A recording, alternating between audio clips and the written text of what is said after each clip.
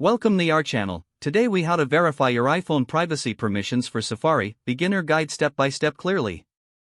To verify your iPhone privacy permissions for Safari, begin by opening your iPhone setting. Locate the Settings app on your home screen and tap to open it.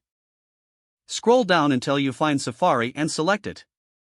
In the Safari settings menu, look for the Privacy and Security section. Here, you will see various privacy options that you can toggle on or off. Start with Prevent Cross-Site Tracking.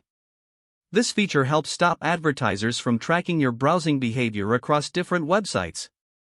Ensure that this option is enabled for better privacy. Next, find the Block All Cookies option.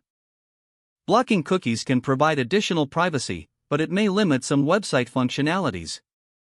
Decide whether you want to enable this based on your browsing preferences. Now, look for the Fraudulent Website warning. Make sure this is turned on. This setting helps protect you from malicious websites.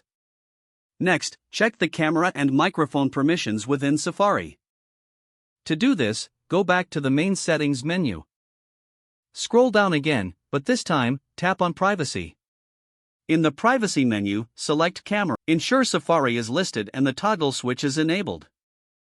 Now go back and select Microphone in the Privacy menu. Follow the same process to confirm that Safari has the appropriate permissions. Once you've checked these permissions, return to Safari settings.